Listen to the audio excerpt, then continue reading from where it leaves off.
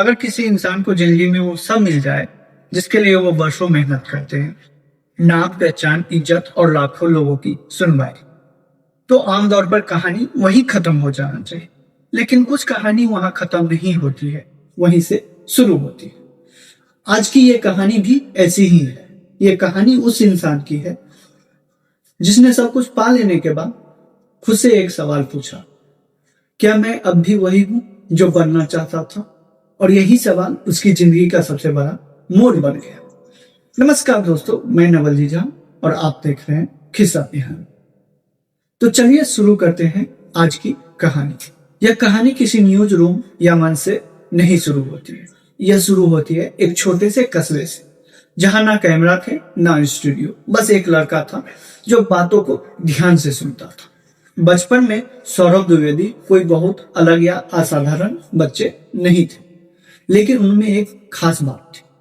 वो सवाल ज्यादा पूछते थे। रेडियो पर खबर सुनते हुए, अखबारों की लाइन को पढ़ते हुए वो अक्सर वहीं रुक जाते थे जहां बात उनको अधूरी लगती थी।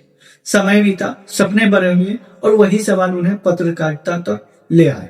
न्यूज रूम की दुनिया आसान नहीं थी। यहाँ शोर था, जल्दीबाजी थी और आगे वही बढ़ता था जो तेज बोलता था। लेकिन सौरभ द्विवेदी वहां भी अलग थे।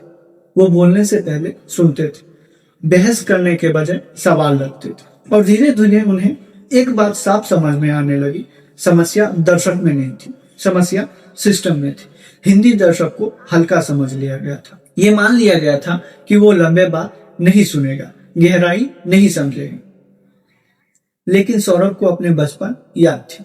वो खुद ऐसा दर्शक था जो ध्यान से सुनना चाहता था, बस कोई ईमानदार समझाने वाला चाहिए था। यही से उनके मन में एक नया सवाल पैदा हुआ। अगर दर्शक को उसकी भाषा में सम्मान के साथ बात की जाए तो क्या वो जुड़ेगा? इस सवाल का जवाब किसी मीटिंग रूम में नहीं मिला। ना कोई बड़ा बजट था, ना कोई भारी प्लान था, बस एक सोच थी।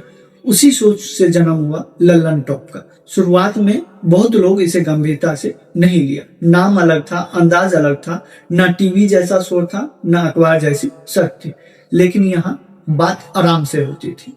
सवाल पूरे पूछे जाते थे और जवाब अधूरे नहीं छोड़े जाते थे। धीरे धीरे लोग रुकने लगे, पहले कुछ मिनटों तक, फिर पूरा वीडियो। हिंदी में लंबी बातचीत बिना जल्दीबाजी के, और सामने बैठा वो आदमी जो ना खुद को बड़ा समझता था और ना सामने वाले को छोटा। सौरभ द्विवेदी अब सिर्फ एक पत्रकार नहीं थे, भरोसे का नाम बन चुके थे। लल्लन टॉप अपने शिखर पर था। व्यू थे, पहचान थी और असर था। वही जगह जहां लोग जिंदगी भर टिके रहना चाहते हैं। लेकिन यहीं से कहानी का सबसे खामोश मोड़ शुरू होता है। सब कुछ सही होते हुए भी अंदर कहीं वही पुरानी बेचैनी फिर से लौट आई। इस बार सवाल बाहर का नहीं, अंदर का था। इस बार सौरभ द्विवेदी खुद से सवाल किया, क्या मैं अब भी उतना ही आजाद हूं जितना शुरुआत में था? यह सवाल आसान नहीं होता है, क्योंकि इसका जवाब अक्सर छोड़ने में छुपा होता है। और फिर एक दिन बिना किसी शोर के, बिना किसी विवाद के, सौरभ द्विवेदी ने लल्लन टॉप छोड़ दिया। लोगों को समझ नहीं आया जब सब कुछ था तो छोड़ा क्यों। लेकिन शायद वो जानते थे कि अगर वो रुक गए तो खुद से हार जाएंगे। क्योंकि ये कहानी सिर्फ कामयाबी की नहीं थी, ये कहानी खुद से सच्चे रहने की थी। आज भी वो सवाल पूछ रहे हैं, मंच बदल गया है लेकिन आवाज वही है। और शायद यही वजह है कि लोग आज भी उन्हें सुनते हैं, क्योंकि जो इंसान अपने वसूलों के साथ चलता है वो कभी भीड़ में नहीं खोता है। आज के लिए बस इतना ही, फिर मिलते हैं अगले वीडियो में। धन्यवाद दोस्तों।